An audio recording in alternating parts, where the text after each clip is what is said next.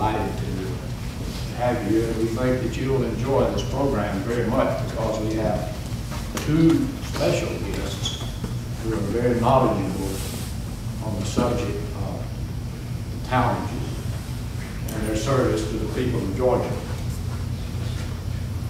There has never been, and probably never will be, a stronger political team than Eugene and Herman Talmadge. Together, they all but controlled Georgia politics from the year 1927, when Eugene Talmadge was first elected Agriculture Commissioner of the state,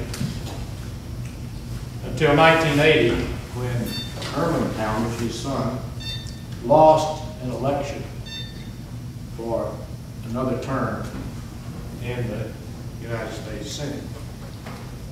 They still tell the story about the two farmers down in South Georgia who were talking to each other across the fence. And one says, you know, old Gene Talmadge is going to move Stone Mountain. The other fellow looked at him and says, yeah? Where's he putting it? That's how strong Eugene Talmadge was in the days of the county unit system. Herman Talmadge loved to tell the story about the difference he felt between himself and his father. And I'm going to quote directly from him. Herman said once, "Papa always despised peace and harmony. He would keep several major rows and 15 to 20 minor ones going all the time. The only attack he knew was a frontal assault, like Pickett at Gettysburg. I always tried to adopt a flanking attack when it was necessary. In the first place, I wanted peace to prevail if at all possible. And if I had to have war, I felt a frontal assault was unnecessary. I preferred the flank attack." So there was a great difference between the two. And Herman Talmadge was certainly right about his father, because during his controversial career, Eugene Talmadge's impulsive actions resulted not only in some embarrassment to the state, but also to him personally. For example, when he was confronted with the rumor that the college dean and others were attempting to integrate the University of Georgia, he fired several members of the Board of Regents. That was a drastic move and did not go unnoticed because the accrediting association that accredited the University of Georgia removed that accreditation, and therefore a degree from the University of Georgia was not recognized in any other state.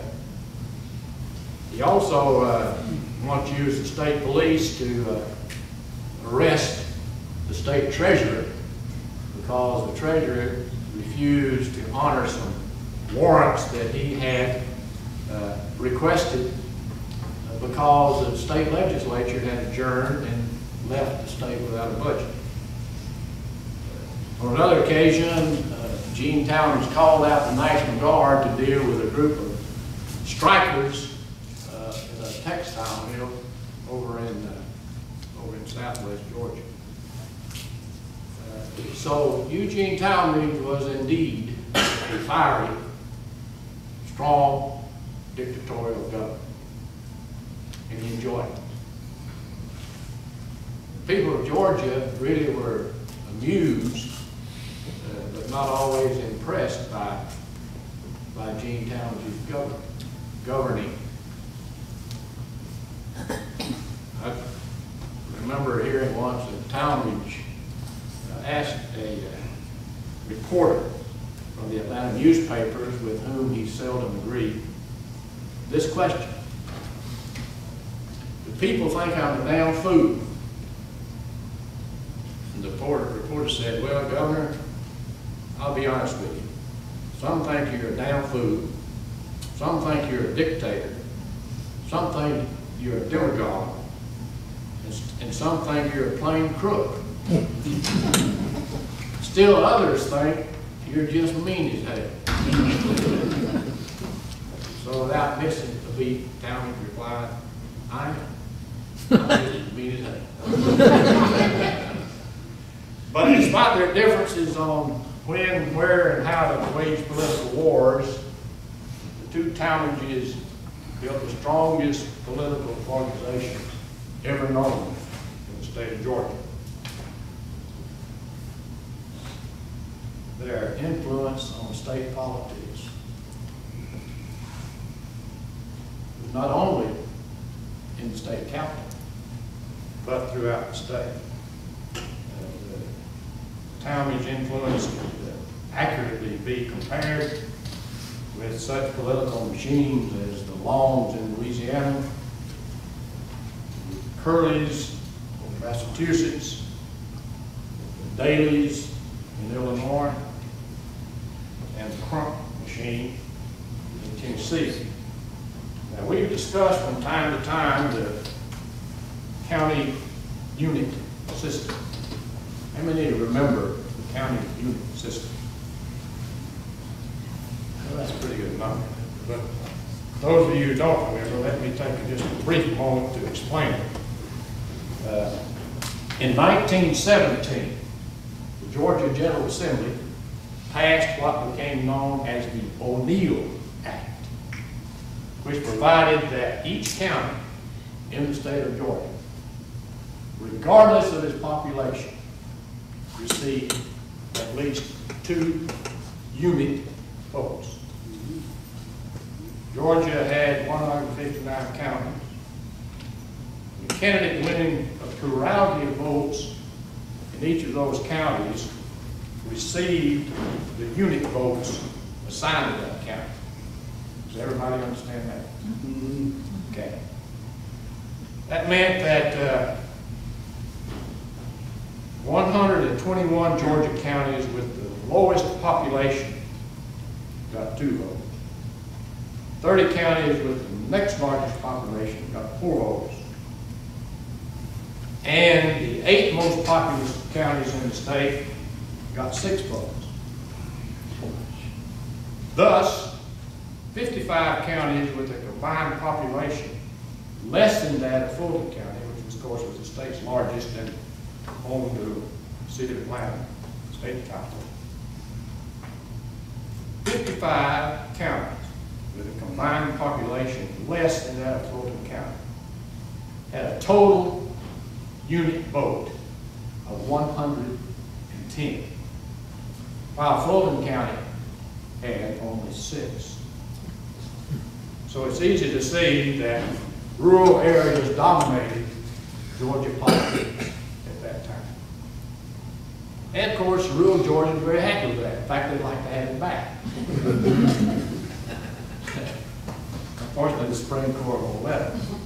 But they were happy with it. The rural Georgians felt like they could control the politics of the state, and the citizens of those smaller counties did.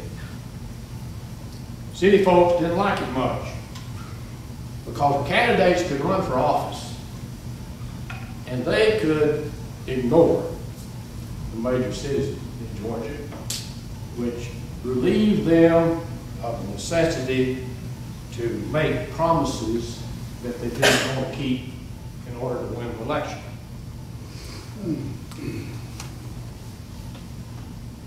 Gene Talmadge was a master at county unit politics. Gene Talmadge, as I remember him, came across to most Georgians as a simple, poor, destitute dirt farmer. But he was far from that. Eugene Talmadge's family was very wealthy. father had businesses, a big farm down in Monroe County, strong political ties to the important people of Georgia at that time. He was, his father was able to use those contacts to help his son along in his political career. That was very important to Gene Talmadge at the time, because obviously with his personality he probably would not have endeared himself to too many people had it not been for his father, who paved the way and opened the door. Talmadge himself was quite a character. He attended the University of Georgia. He was known there as a very scholarly gentleman, but a tough customer. He played tackle on the Georgia football team at 127 pounds. I would say he gave away a little weight on the line of scrimmage. He also was a boxer.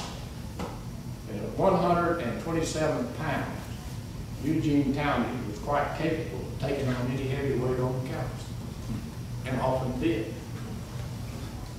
But he was a good student. He made good grades. He graduated from law school there and joined a major law firm in Atlanta, where he worked for a few months. Then he decided, well, I don't want to be a second-string lawyer. I want to be myself. So he took his law books and sheepskin down to Ailey, Georgia, which is a small community in South Georgia, and hung up his shingle. Didn't make much money there. Nobody knew him.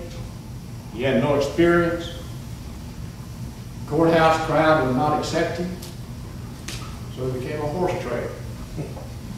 One of the best. Now you might see some similarity between politics and horse trading. Yeah, you're way up there. He finally married a young lady there who kept the boarding house at which he lived. They married.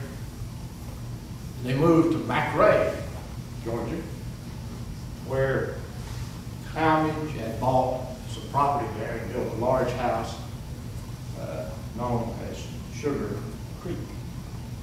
That's where he got his name, the wild man from Sugar Creek. Herman was quite different from his father. He was a big man on campus at the university, great fraternity man, popular with the ladies, well known, well respected, a good student. He graduated from law school, as did his father. And like his father, he moved to Atlanta to begin practicing law there. He was with the law firm for a while, and then he went into the United States Navy, served during World War II, and came home to some rather unusual circumstances. His father, who had been elected governor of Georgia for an unprecedented fourth term, came here and did not live to take office. So it was a great critical period there for the state. Nobody really knew what to do. All the legal scholars searched statutes and the Constitution, everything they could to find out what to do next.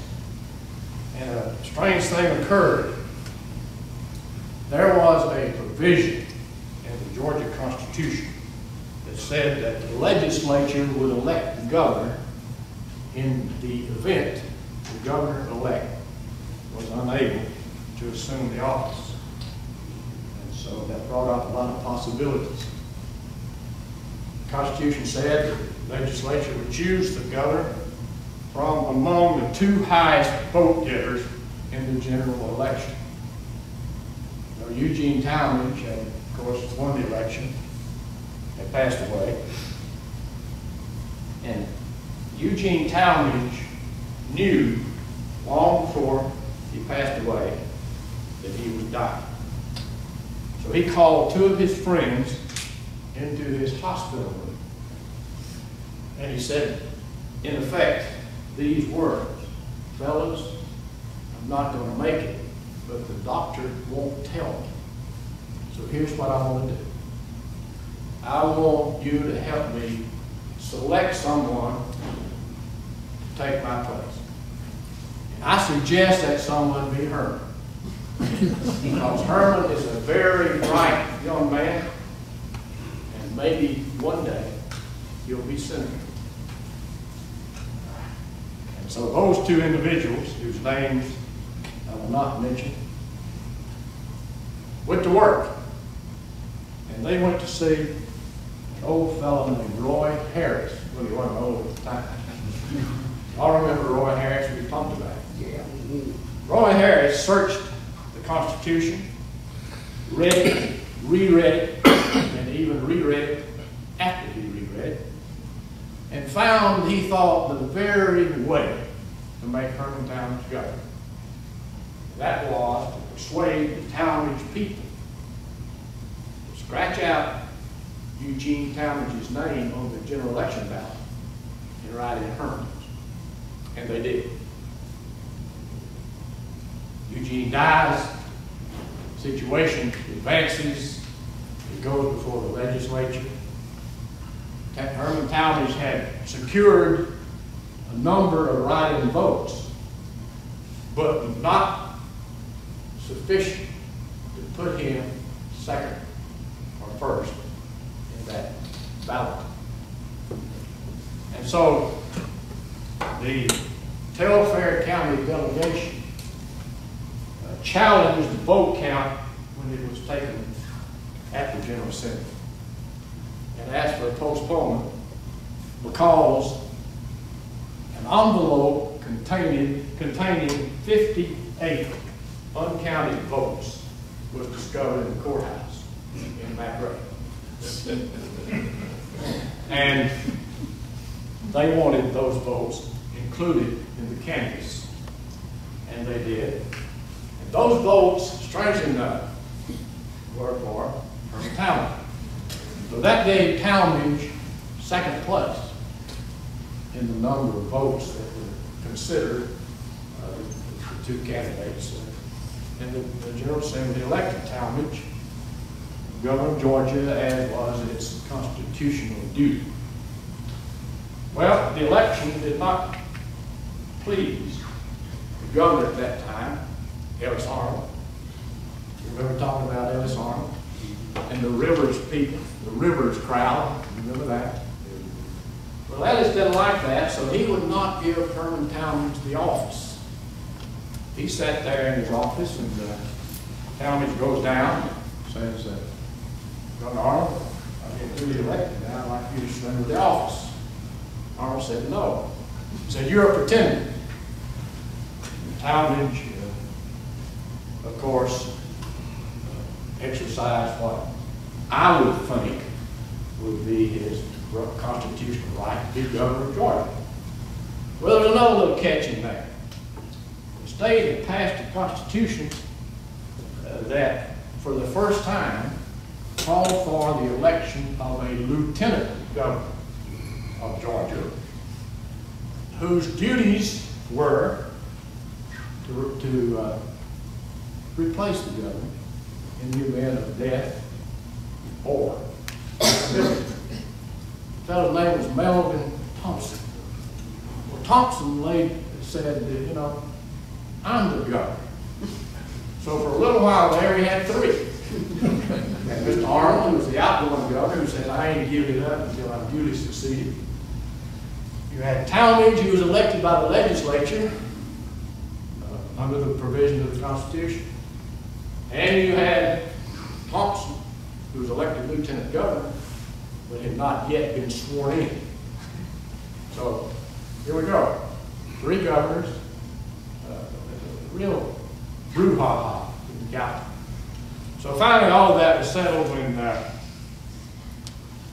the Supreme Court ruled that Eugene Talmadge should have been elected governor-elect, that Melvin Thompson should have been sworn in and should have become governor, and that a new election should be held in 1948, 2 years later, to serve the unexpired term of Eugene Talmadge, who was dead. So Herman Talmadge, much to his credit, gracefully accepted the court's decision, explaining that the court of last resort is the people. So I'm going to argue my case with the people in 1948, which he did. In 1948, he soundly defeated Thompson, became governor of Georgia, served there for 6 years. He served the 2 years remaining on Gene Talmadge's term, and then he served 4 years of his own after having defeated Thompson in that election. Eugene Talmadge was a great governor when it comes to fulfilling the needs of the state of Georgia. Eugene Talmadge did one thing, Herman Talmadge did one thing that should never be forgotten. That is, he passed a sales tax in this state, which for the first time gave Georgia sufficient revenue to do some of the things that needed to be done, that had to be done, if we were to progress as a state. I'm going to rush this now because our time is about up. But I want to say that when Talmadge left office, 2 years later, he offered for the United States Senate and was overwhelmingly elected. He went to Washington. He did a lot of creditable things in Washington for which he probably has never been given due credit. And we're going to talk about some of those things in our discussions here today. So I will ask now if there are any questions from you about Herman Talmadge or Eugene Talmadge. I know you realize that you can't do justice in a discussion of these two gentlemen in such a short period of time. But I'll be happy to attempt to answer any questions you might have. Yes, sir. If Talmadge had run against Walter George, who he succeeded, I guess, in the Senate, what would the outcome of that primary have been? Talmadge was defeated. Walter George? Yes. Even with George's great service to the state? Yes. You see, it goes back to that system, and it goes back to the strength and power of that Talmadge organization. My prediction would be that Talmadge would defeat him. And it gets down to one of those cases where when should one step back? Now, he'd been in Washington for a long time. He was a great senator. You're up in Washington and you're a great senator. You aren't on the ground. You aren't out here. You don't have Roy Harris. You don't have that organization. It's hard to win. And I think the town would defeat it. Now, you might save that question for these gentlemen because they know more about that than I do.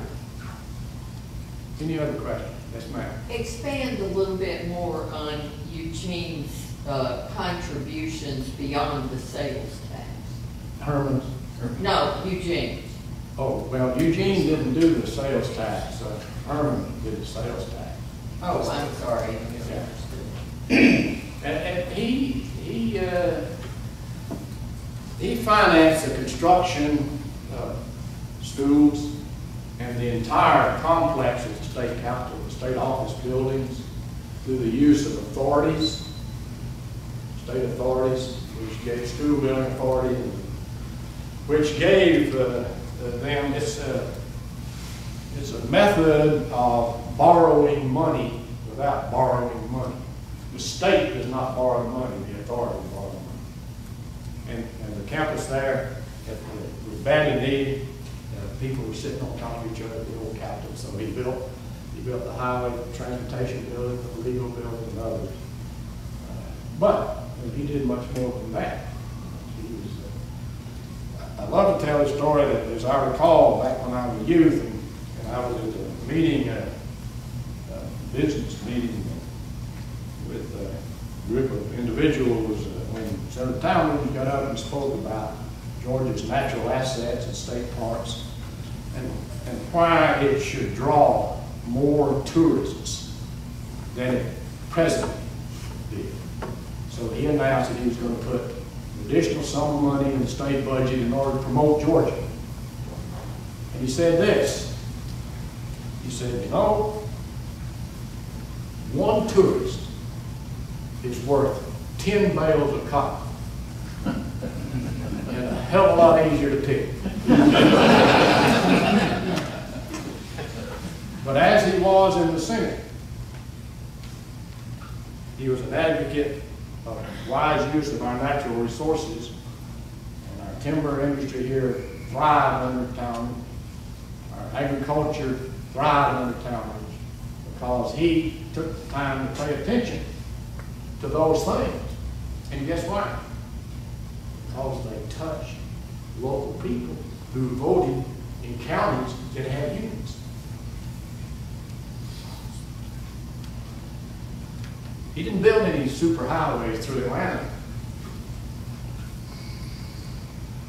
Or he didn't build the World Congress Center. But he did the things that most politicians of his age did. He protected himself at home, which was good for the state in that regard. I mean, there's great things to be said about our agricultural industry. There's great things to say about our tourist industry. There are great things to say about a lot of the natural resources we have that the town has paid special attention to. Other questions? Was Herman his father's campaign manager? Yes, he was. He was. When he came back from the Navy, For the last campaign. he managed his father's campaign and was unaware, he said later, that his father was in that serious of a health condition. And he managed his campaign. He and young Ernie Vandiver, who we talked about, a good friend of Talmadge's and later governor. But that's how really, I guess, he got his political start, managing his father's campaign. At that time, they didn't have anything that would fly all the way to Long Beach. They had a Lockheed Jetstar, which was a short-range airplane. And it had to go from Andrews to somewhere in Missouri and refuel and fly to Long Beach. But it was done that night. The other part of the story, though, that reflects into the Carter administration is that I was out there one time, there was a headline with Billy Carter on the front page of the Honolulu paper. And Dr. Persh, Captain Persh, had just come back from Honolulu to make the speech out there with the Navy.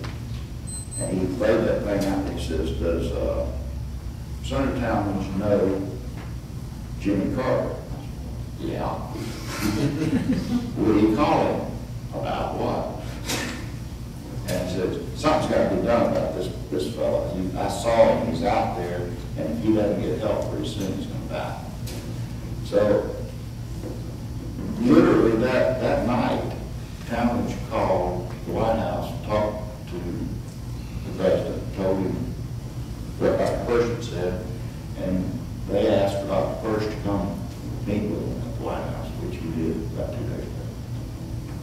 So that's the connection in that long beach.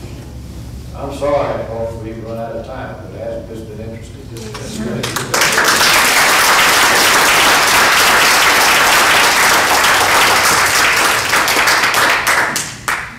I'm surprised there's not a copy of Herman's book. You know he wrote a book. Yes, we did. Yeah. We all wish to have there. I'm going to read one little sentence out of the book. Of course, as Gene Talmadge's son, I would always be interested in government. But the last thing I wanted was to get the political bug. Politics is an all-consuming mistress that can destroy your family life, warp your personality, and wreck your health. Yeah. That's very true. It's, yeah, and it did, and it does a lot of people too. I want to thank you, gentlemen. It's been a great thing having you here.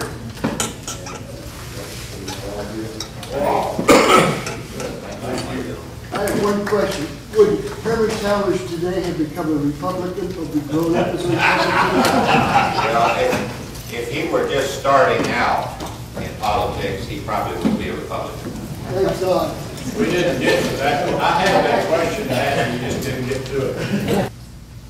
Mike McLeod, who made on my right, who made a special trip from Washington just to be with us today.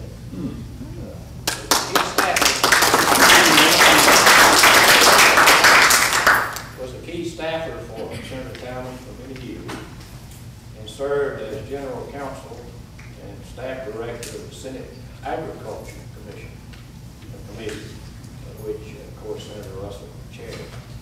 He left the government, moved into the private sector, and is now a very successful lawyer that serves as counsel to many of the nation's top food and agribusiness trade associations. The other gentleman is an old friend, Rogers Wade, who was a longtime aide and political advisor to Senator Talmadge. Rogers is president and chief executive officer of the Georgia Public Policy Foundation. I can tell you without fear of argument that he is considered one of the most knowledgeable people in Georgia politics. If I may, I'd like to use an old worn-out political phrase. He knows where most of the bodies are buried. We're glad to have you, Roger, and Mike, and we hope that our audience will ask questions. If you have a question, please raise your hand so we can recognize you and we won't all be asking questions. Fellas, I guess when it comes to Herman Talmadge, the question most historians would ask is, did Talmadge have a role in the 1946 Three Governors episode? And if he did he ever talk about it? Well, he had to have a role where it was in the two governors. But I was very privileged to not only hear his version of it, but I heard Phil Landrum, who was M.E. Thompson's executive secretary, and later very close friend of Senator Talmadge, and Ellis Arnold, who was also later a good friend, proving the point that in older politics, lasting enemies didn't hold. I went with Senator Talmadge out to Ellis Arnold's hospital room just before he died. It was a very touching kind of thing to see. But yes, he was not as involved as I thought he was from just being a kid growing up and reading about the Three Governors. Phil Landrum had probably the best observations of that three-governor situation because he wasn't one of them. And he, like some of the rest of us, was working while that was going on. And of course, he was working on behalf of M.E. Thompson's position, which was a table in the rotunda of the Capitol. Senator Talmadge, Herman Talmadge, went set up in the outer office, which is now part of the Secretary of State's office. And Governor Arnold stayed in what is now the anteroom off the governor's office, which was the governor's office. And they could all see each other. Window there. It really wasn't so much what the three principals did in that as their supporters. Right after the war, he had a lot of returning veterans. He had what was known as the state militia, which was the home guard you had a lot of people there, all of whom had consumed copious amounts of alcohol. And they were very vocal about their candidate, whoever one it was. But I watched Governor Arnold and Senator Talmadge try to explain their friends, and then Phil Lanning just cleared his throat and says, y'all were feeding them liquor. But it was an interesting time in legal history too, because that was the first time under the new Constitution. The General Assembly, the big question was, did the General Assembly meet under the old Constitution or the new Constitution? Well, they were to meet and adopt the new Constitution, which they met and did the vote count first, which meant they were doing it under the old Constitution. Then they adopted the new Constitution, which created the Lieutenant Governor's office. So that's what went to court. And it was an interesting time. 2 years later, the Supreme Court reversed itself and said the legislature could select a governor with Governor Adams. Right? Well, I, of course, had the great pleasure of going to the town, fish with him. Admired him mostly for his loyalty. I can remember in the state capitol when the lieutenant governor was a town man, the speaker was a town man. All of the public service commission were town people. That loyalty is, I think, one of the reasons that Senator Talmadge was able to win elections as he did for as long as he did. Now, of all his friends, of course, Jimmy Bentley was close, but Jimmy Bentley in 1966 left the Democratic Party and became a Republican and ran for governor.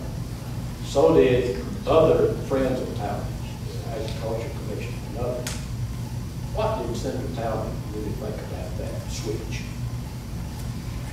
He never wanted to switch. I think that he, like another friend of ours who was governor and senator, might have his Louder? positions- His We can't positions hear, were right? Here. A little loud. I believe that, well, I'll take that. Let me start over. His comment about those 4 people that changed parties was, they'll never be heard from again. Because he didn't think the state was ready for another party.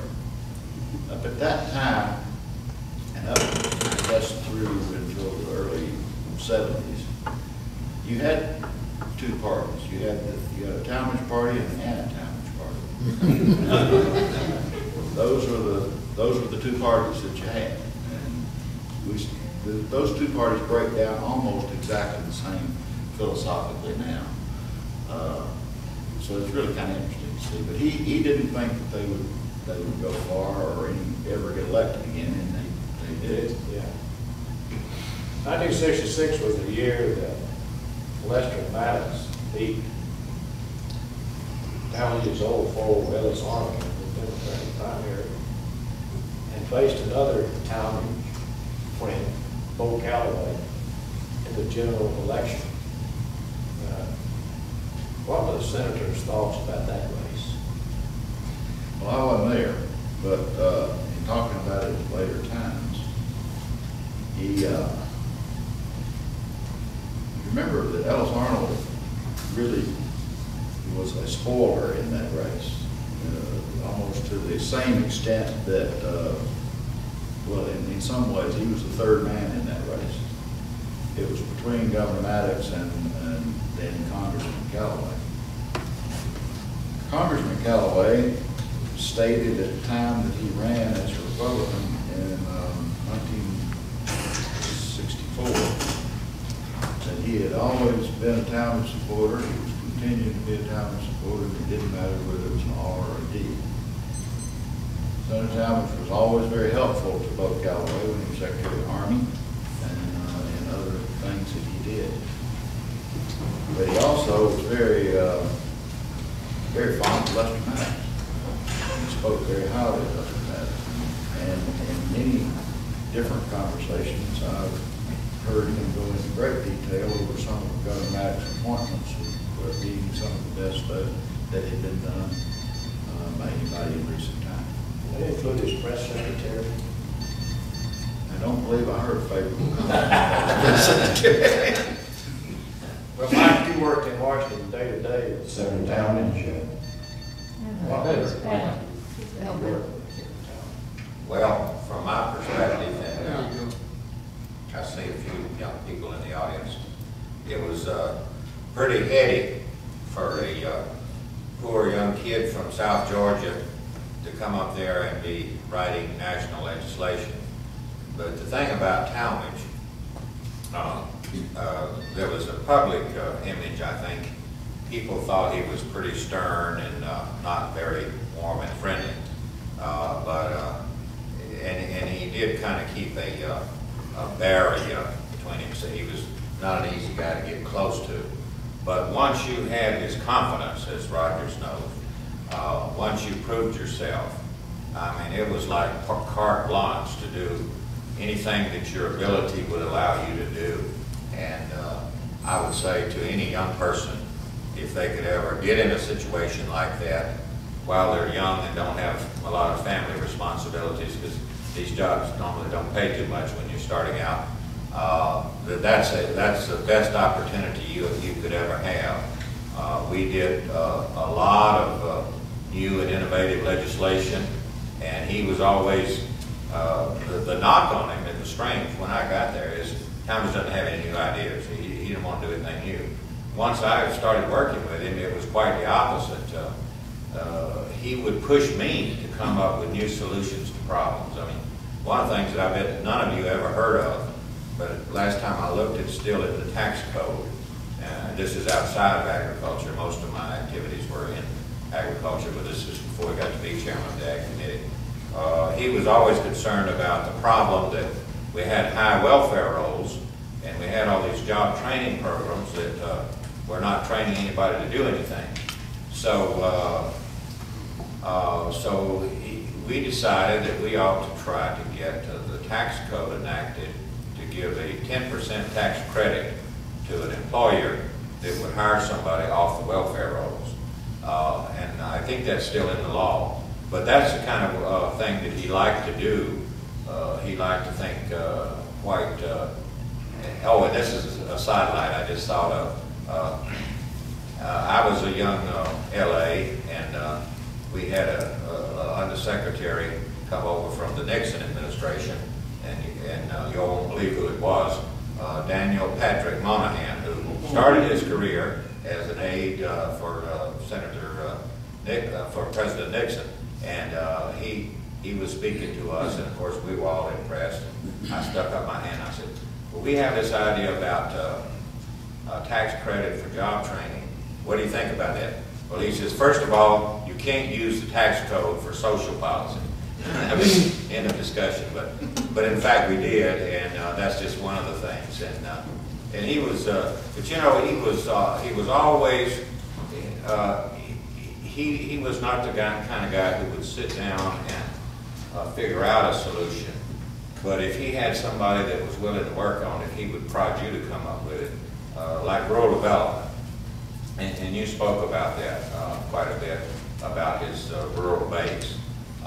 But he worried a lot about the fact that we had all these people living in these rural areas around Georgia, and agriculture was becoming mechanized, and there was no place for them to go for a job except to the slums of some major city. And so we started working on trying to have a rural development initiative. And of course, when we started working on it, I was just working in his office as an LA legislative assistant. They call them legislative directors then. And back then there was one, and it was me. So I wasn't a director. But I didn't know anything else to do to forward our cause, because if you're not a committee chairman, you don't have any power to set the agenda. And so we would write a speech. I would write him a speech that he would put in a congressional record every week on something on rural development. And then lo and behold, he got to be chairman of the Senate Committee on Agriculture, Nutrition, and Forestry, is the total jurisdiction of it. And then there was this fellow that had been vice president who ran for the Senate again from Minnesota, Hubert Humphrey. And so Talmadge had the bright idea to create a rural development subcommittee and make Hubert the chairman of it. And so we went around the country having field hearings and getting a lot of press and creating a groundswell for rural development legislation, which we did enact in 1972. But I thought that was, you know, that shows you a lot about the man. He was not comfortable in being out front, and he was never good with the press. And he knew that Hubert could get more publicity for the idea than anybody else. So that's the way we did it. But that's just a couple of things. But and he was a great guy to work with because he didn't second guess you, and he didn't put up with any nonsense. And when you're the most important thing a young person can have the experience of when they're starting out is to work for somebody that teaches them good work habits. And Talmadge was the most no BS man I have ever been around, man or woman.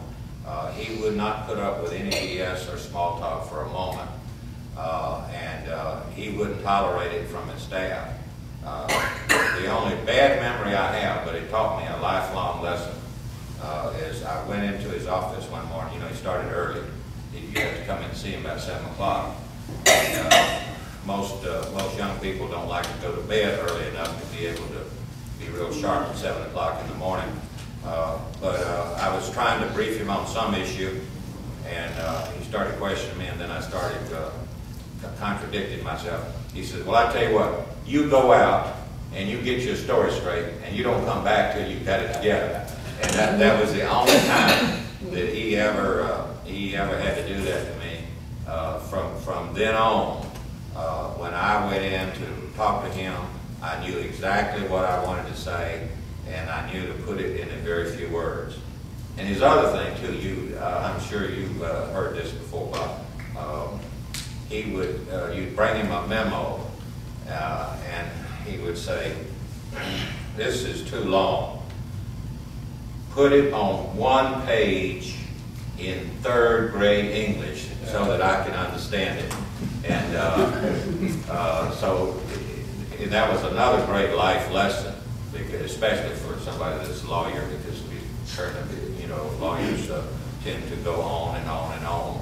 But that was another great life lesson I learned early, is to be able to boil something down to the essence and get right to it. But that's just a couple of things. I'd be happy to respond to any questions that anybody might have on it.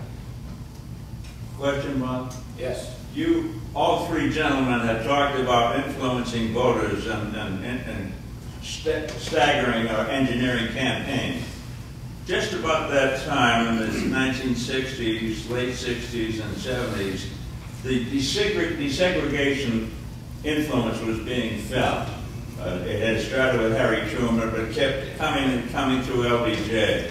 And in any of these campaigns, you talk about the rural sections.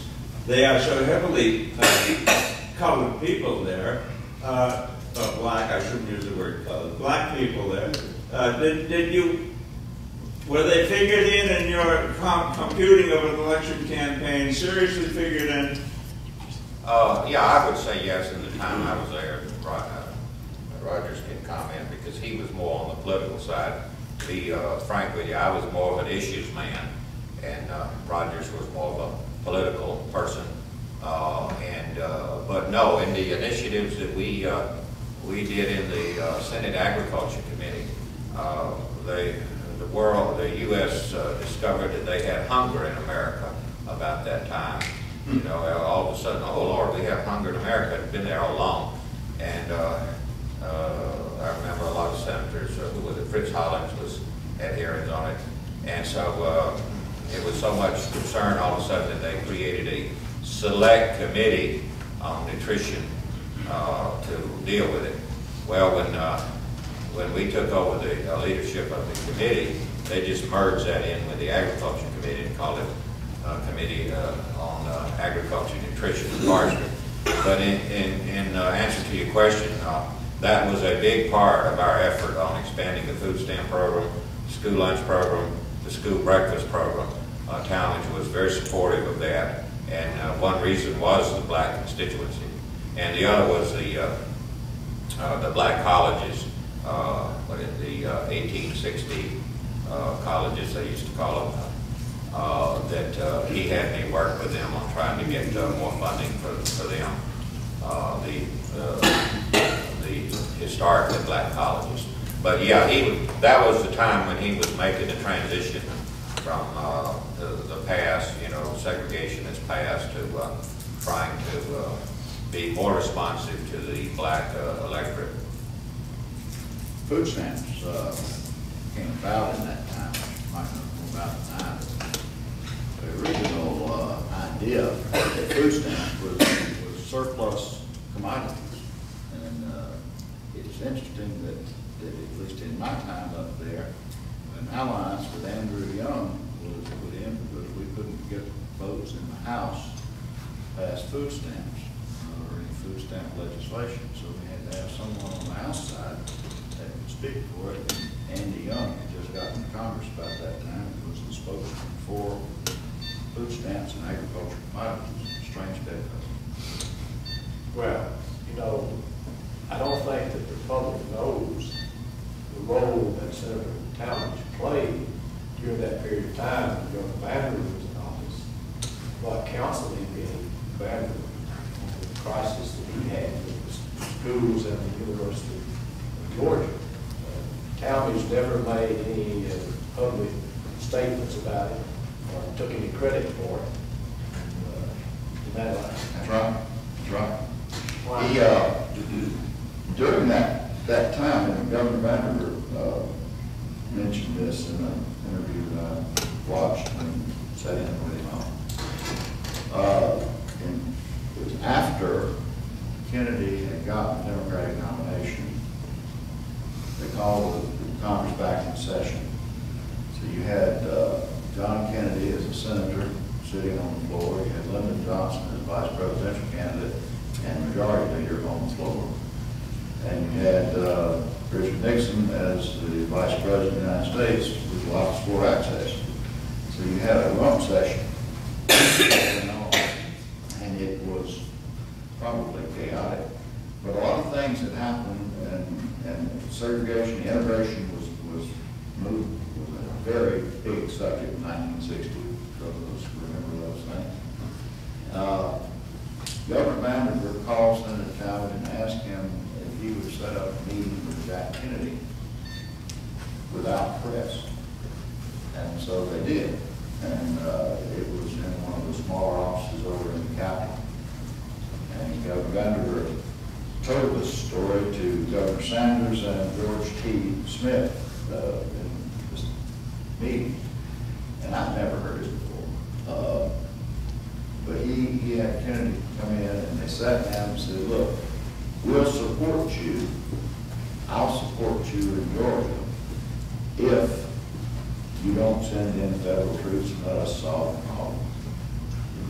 And they had a handshake on it. Federal troops never came into Georgia. We solved the problem.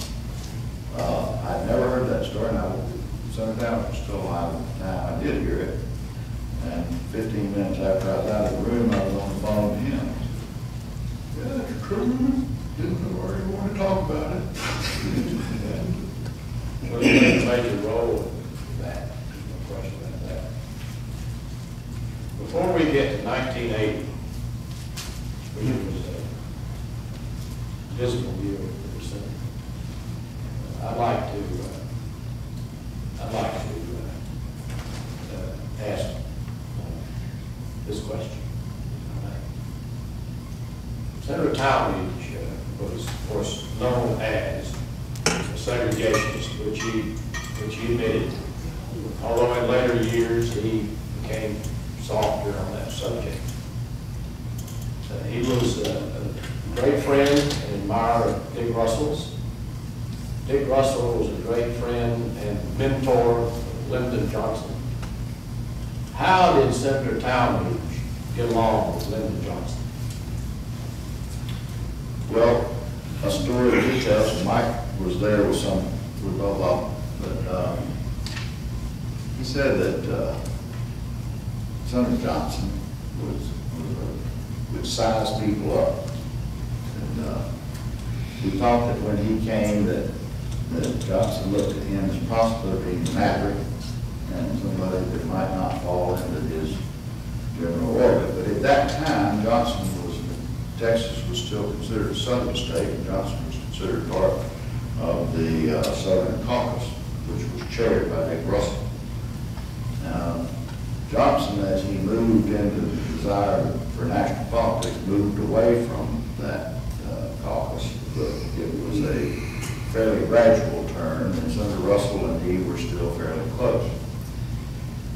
Senator Talmadge told me that he would sit in the Senate and listen to debate, and he would sit on the back. He sat in the back row as a freshman, or he sat in the chair for the rules like freshmen do.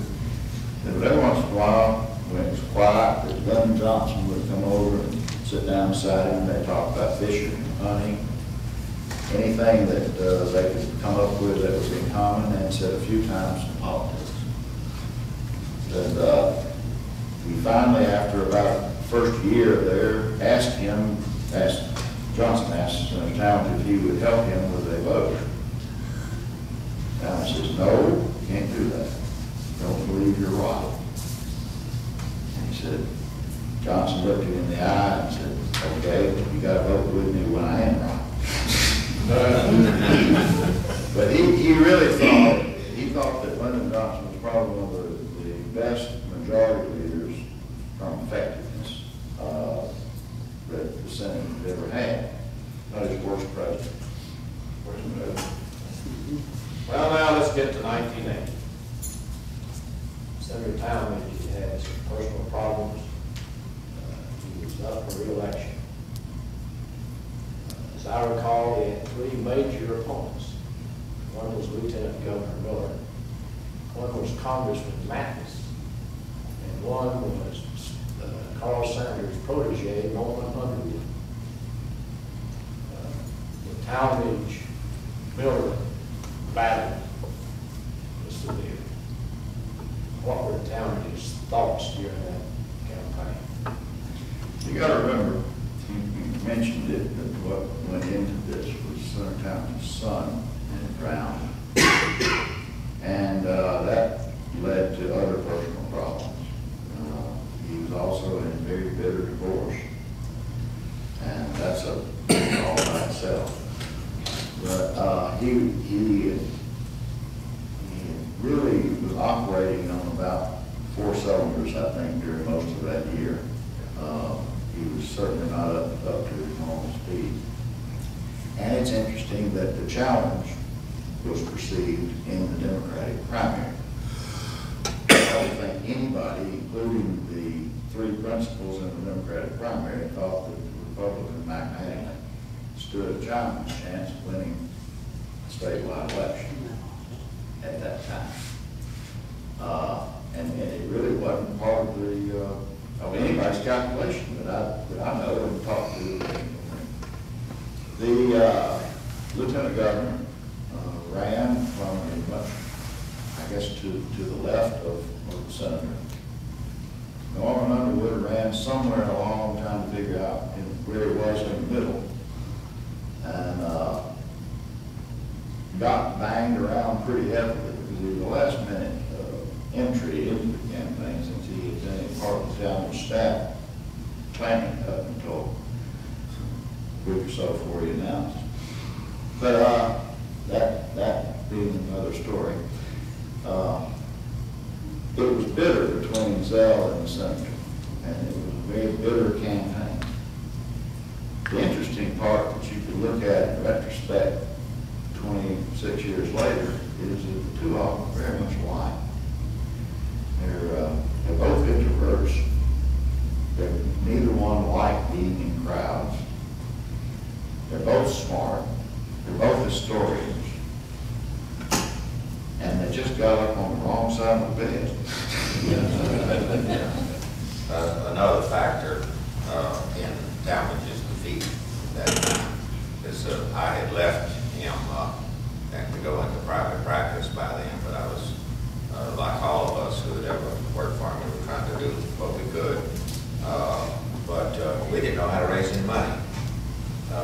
See, Talmadge had been in politics. He went through this whole career, he and his father, and we'd never had to go out and ask people for money before, and we didn't know how to do it. When he won the primary, everybody thought, well, you know, this guy Bagley, he's nothing. And I was in a lawyer and lobbyist, and I was trying to help him raise money in Washington for the general election, and everybody said, oh, he won't have a problem. And of course, I didn't know anything about raising money either, because I'd never done it. I worked on the committee. And so he was in trouble, but we didn't have the proper funds. Now, his colleague, Russell Long, who was chairman of the Finance Committee, perceived that he might have a problem that year. I don't know for what reason, but he did. And so he went out and borrowed some money to make sure he had enough to win. And Talmadge says, I refuse to do this. If the people don't think enough of me, put me in office, back in office after as long as I've served, I'm not going to go into debt to convince them. And so that was one of that on top of all of his other problems was one of the factors. People wouldn't believe that today, but we didn't know how to ask anybody for money. Now it's all about money. It's a money culture in politics in Washington. I mean, you can't, they spend millions of dollars even on House races and multi-million on Senate races. But this was a different era, and he had gone through politics all of his life without having serious races for many years and not having any mechanism for fundraising. Let me put one addendum to that. Everybody, and if anybody ever tells you that they told Talmadge to debate with Mattingly and do something to show the difference between the two people, and they told Talmadge that, they're lying to you, because nobody did, including me. And I thought that it was time after this bloody primary fight that there was some things happening in the Senate, and that he should go back and take care of the Senate, which is what he did. About October the 1st, you get this little itch on the back of your neck, and you start thinking something may be wrong. Well, you pick up the telephone and start calling people in different parts of the state. Sure enough, some things were wrong. There was a slap on the hands to be given, and to Senator Talmadge for dragging them through this race, for all the other problems that came up, whatever reason. But literally, I made 10 phone calls, and there were 10 people that were willing to sign a note piece for $10,000 a piece, put $100,000 in there, and we would have gone totally, which was a new thing to him too. And $100,000 in those days would be equivalent to a couple of million in a buy now. And he said, absolutely not. I'm not going to ask my friends to go on a debt for me. If we can't raise the money, we can't do it, we won't do it. And we didn't. And as you recall, it was a pretty bloody campaign on it. Well, there are quite a number of people, including me, that were very torn about all that. Sure. And that happens in politics. In the old days, Rogers, you know, it didn't make any difference. A guy like Roy Harris could go to Rivers, to Talmadge, to Barnum, to Talmadge, and would have gone back to Rivers retired. Let me go back for a minute to 1966, when Ernest Vanderbilt, who was Senator Russell's nephew, married Senator Russell's niece, was a candidate for governor of Georgia. He was advised by his doctor not to run because Ernie had a heart attack shortly after the situation at the University of Georgia and the immigration crisis.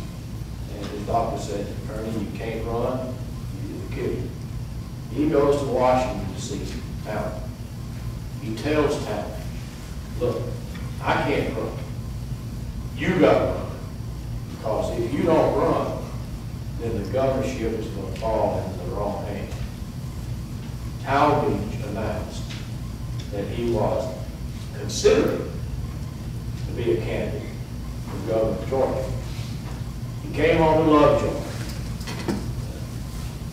A group of his friends went down and talked to him about it. 50% of them were enthused about the idea.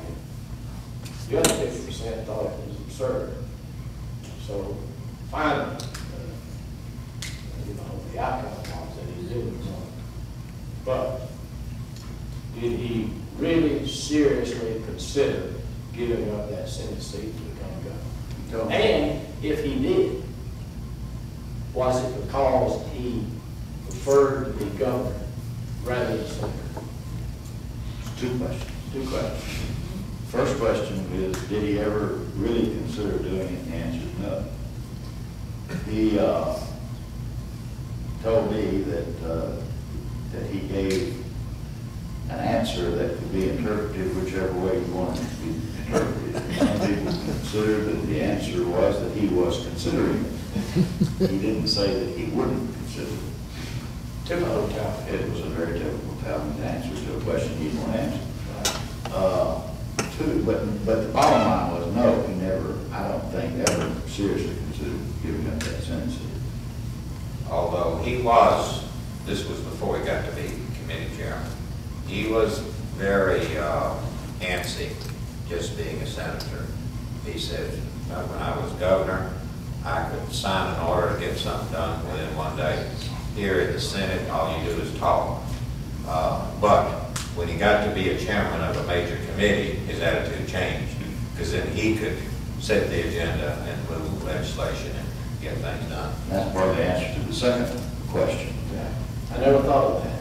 And that is that he much preferred being governor even when he got things done in the Senate, because you could get things done. I remember he was going over for some ridiculous vote that they got themselves tied up in, and it was about 7:30 one evening, and he says, I'm going to go over and watch 99 people commit suicide, and then I go home.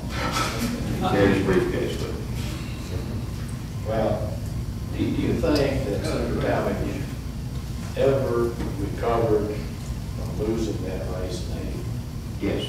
He But did. not right away.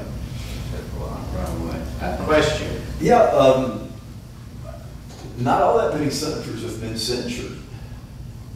Well, he was, I mean, yeah. don't we have a problem here? I mean, Well, He was not censured. he was not censured. well, what, his wife, what did she It do? was Go an ahead. official word is We're going to get to that. Oh, okay, We're gonna- well, yeah, I would hope so. Yeah, we're going to get to that. He had a hard time. He took some time to get over it. Do you think that he ever considered to come back? No. Oh, no. Never did. No, I think he got the political bug out of his system right away. He kind of liked waking up in the morning, going out and walking through the woods. It is cover all. Yep.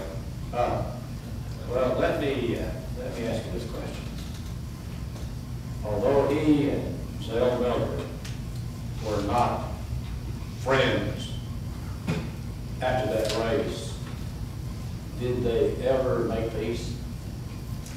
I think they did. Governor Miller, I forgot where it was, at some unlikely place, I think we were both in an elevator or something, said, is there any way that we can,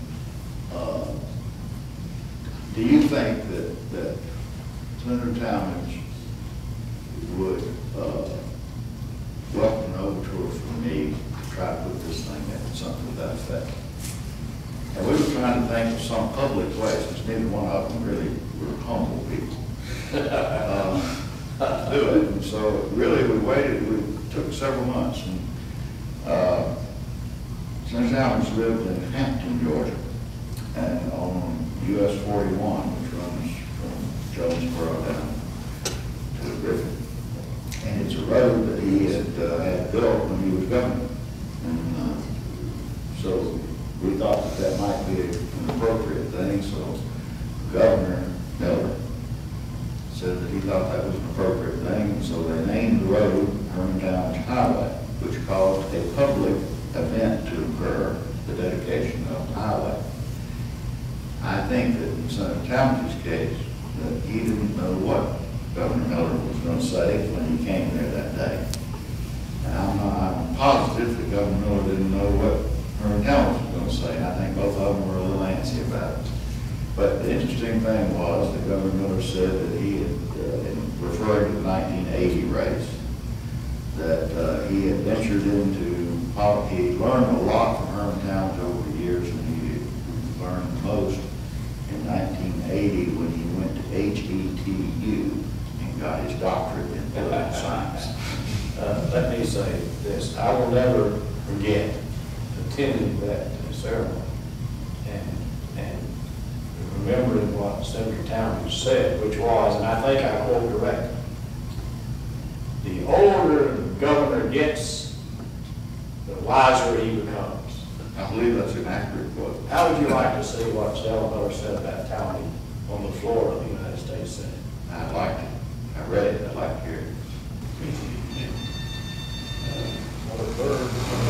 Make this speech and then go back to the budget committee where we're having those and where I should be attending right away. I thank him and I join with him. I know what he's going to say. I know what he's going to speak about, and I shall have something to say about that matter later. Thank you. And I yield the floor. Under the previous order, President, Senator Morgan. Thank you, Mr. President. I would ask unanimous consent that I could go at the completion of Senator Miller and Senator Collins' remarks. I will be offering a consensus amendment at that time that's been agreed to by both sides. Is there an objection? Without objection. Under the previous order, the senator from Georgia is recognized. Mr. President, I rise today to mourn one of this body's greatest giants, Herman Eugene Talmadge. The tallest tree in all of the Georgia forest, without a doubt. I would say then, gentlemen, that obviously Senator Miller over the years grew more and more fond of Talmadge and appreciated what he did in Washington. And getting back to an earlier question about the segregation issue, Talmadge never made any bones about his feelings about racial separation. And yet, in many minds, what you have just heard of his accomplishments are not recognized because of his outspoken position on civil rights. Is that fair? You got to remember the time. It was the law of the state through all his time as governor that you had separation of schools and people. But at the same time that thing Bill mentioned on what happened with the sales tax, those buses were bought for everybody, and the schools were built for everybody. He never changed that, and he never made any money. The interesting thing to me about what happened in the late 50s as the civil rights debates went on in Washington and in the Senate, those were the filibuster days, and those were the days when the Southern Caucus was chaired by Senator Russell. And right, wrong, or indifferent, it was still the law of the land at that time. When the law of the land changed, I never heard Herman Talmadge ever say anything about trying to challenge it. Now, getting back to the previous question, there are two questions that I would like to ask. First of all, I would like for you to give us the whole story of the overcoat. Well, that's an interesting story. There was $7,700 supposedly in the pocket of overcoat that a former wife brought forth into a hearing. One of the things the Treasury Department approved at that time was that the money had been printed through the Federal Reserve and distributed through the Federal Reserve at Houston. It still had the Federal Reserve straps around it, and it was printed 2 years after Dade County had any possible way of ever being anywhere near a continent. So that was an interesting side to it. The money, according to the Treasury Department, it's in the record, was distributed to a bank in Austin, Texas. The chairman was Blaisdell Johnson. Betty Talmadge, former Mrs. Herman Talmadge, ran for Congress in 1978. Yes, Newt Gingrich. Well, she ran in the Democratic primary against Virginia Safford and Pete Banks. Right. And Virginia Safford won the Democratic primary and ran against Newt. Right. But it was that seat. And there had been, that money was printed in 1978 by the Federal Reserve and strapped and distributed through the bank. Now, that was proven, but not, I don't remember reading it in the Atlanta Constitution. But it is in the Senate record. Yeah. Now, the other question about the reprimand. We all know, we know that story. Would you mind telling that story to our audience and to the people who will see this in the future? You want to, me? Well, I'll make a couple of comments, and I won't name them, but senators have told me later that Herman really got a bad deal on that because nobody could withstand the kind of double team undermining that was done to him.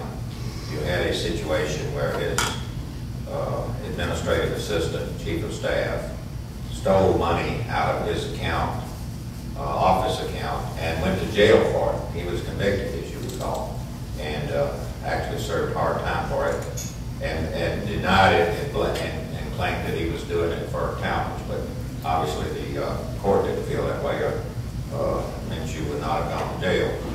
Secondly, he had this messy divorce where every financial document that he had was laid out in the court, and the reporters were called in to review it. And as the senators who talked to me, you know, admitted me privately, there's almost nobody that could withstand that kind of scrutiny when your most trusted advisor stealing from you and blaming it on you, and your spouse out to get you. You know, I would say the same thing. If I had that situation, I'd hate to go through it. I'd be afraid what would come out. I'd be afraid that I'd be denounced by somebody. But they never proved that he took any money that I'm aware of, Rogers. And as part of his deal, he had to go through an intensive IRS audit. And if you've ever been through one of those, you don't want to go through it, but they found nothing. And in my capacity as the Chief of Staff of the Senate Agriculture Committee, I was responsible for all the funds for the committee.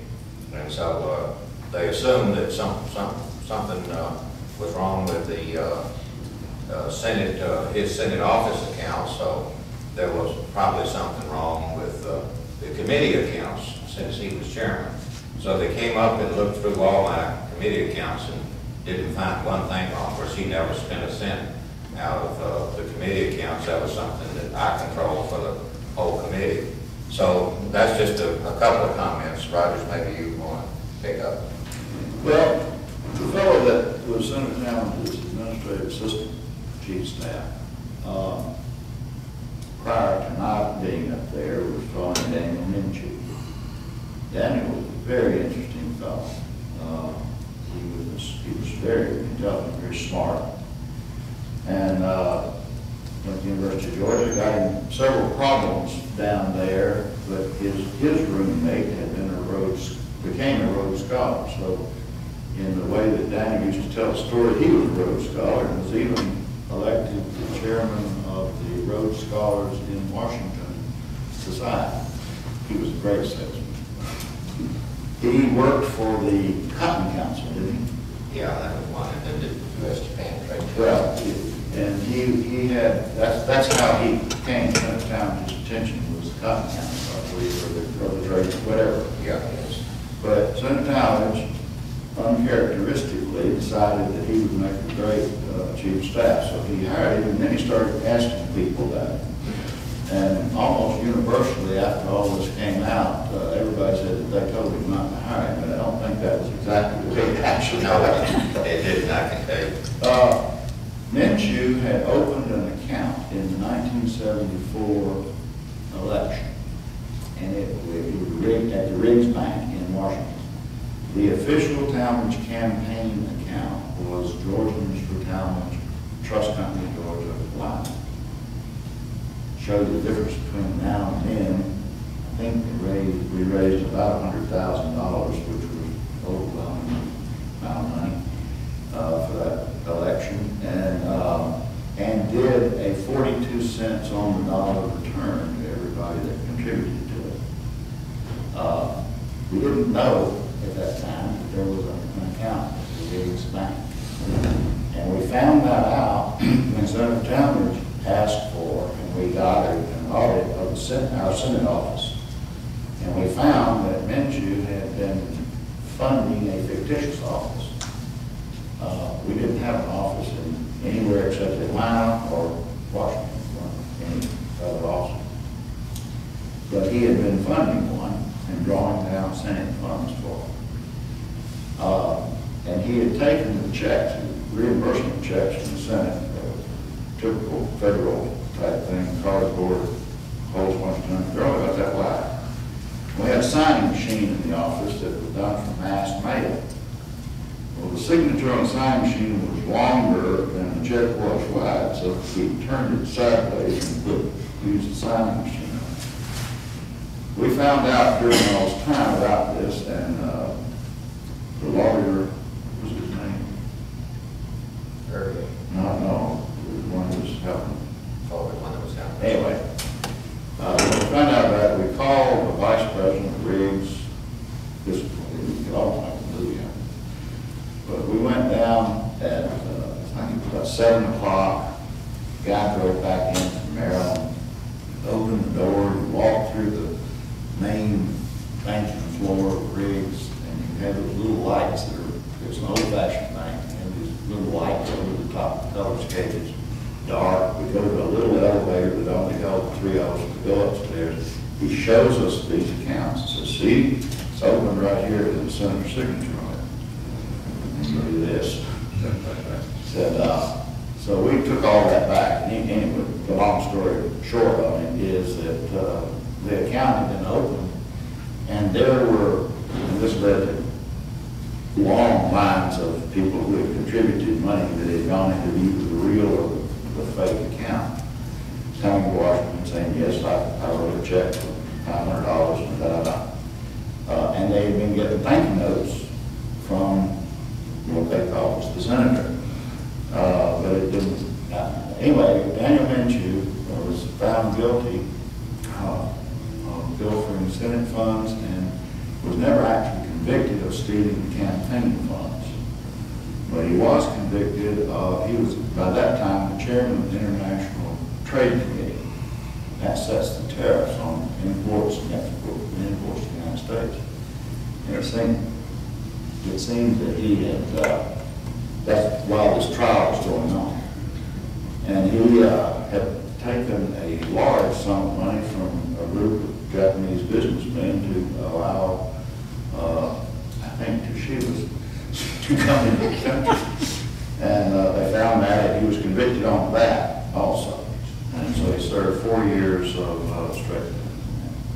But that was what led to in the statement and the denunciation. pronunciation was that Senator Talmadge should have known that that was happening. But he had had some personal problems with his son. Oh, no. And Now, that's another, that leads into that. Right. Probably is the cause of that. Right, and he admitted that he had that problem. Oh, yeah. He was, when his son drowned, I mean, Senator Talmadge was always a fairly heavy drinker, and I don't think he could ever hold his liquor. From talking to people who had been roommates of his in college, I don't think he could ever hold his liquor. And in my time around him, we always made sure that if you handed him a drink, if there was about that much scotch on top of that water, he did know what we were doing to him. But if he had his own way, he would drink scotch. And about 2 drinks that would normally hit a person his size and everything would just put him on the fan. Yeah. But he took to serious drinking after Bobby's death. And it really, I don't think he ever really recovered from it. The rest of the things that happened, with the divorce, with the announcement, all those things put more coal on him. Yeah. But also went out to San Diego with him. We went through the Navy's version of the Betty Ford Clinic, which is also where Betty Ford went, by the way. And the fellow that was the Navy captain there who started that for the Navy is the one that started Betty Ford Clinic. She went through that same program. But I think it was a big turning point for him. And personally, not leave politics out of it. Yeah. I think the death of Bobby probably hit him harder than anything I've ever seen. Yeah. And there was an interesting piece of history in that, there were thousands of letters, things that came in. In what year did he die, please? 1975, 75 or 76. Did you say what year did Bobby die? 75, I think. I think. No, I mean the Senate. That's what I thought you said. 2002. Yeah. Okay. I guess the moral of that story is never hire someone you cannot trust. Never have a vested divorce. Not necessarily in that order, not necessarily. Well, my wife and I have agreed that if we ever have a falling out, we're just going to tough it out. And we don't want to go through that. My wife and I agreed that if we ever have one of those long days, it's my fault. We have a question. Did Ben Fortson actually sit on the Great Seal back when there were 3 governors? I think he did. He did, yes, he did. Slept with it himself. Secretary of State Fortson was entrusted with the state seal, which was It's only about this big. necessary in order for the governor to execute certain orders. And during the 3 governors fight, Ben Fortson, who was confined to a wheelchair, would not give up the state seal, I think for a very simple reason. He didn't know who was governor. And so he sat on it in his wheelchair in the daytime and slept with it at night. I said he didn't trust putting it in the safe in the Capitol because he didn't know he had to come in. Yes. I'd like to make an observation, but you very seldom see anyone go from the Senate to the governorship. Usually they go from the Senate to the governorship because when they had been governor at one time, like our esteemed townsman here, he was the one in the state. In the Senate, he was 2 in the state and 1 of 100 up there. Yeah. And when I hear, Biden came by and gave our esteemed senator a little talking to about what it was like to, be a senator and go along. But it is just so. Well, the guy in Alaska, the New Jersey guy, he paid $60 million for a seat in the Senate, and he went and bought the governorship. But you very, very seldom see a person go the other way, because being governor is just something. Well, Zell did. Yeah. Zell was not governor when he went to the Senate. After being governor, he didn't come back and be governor.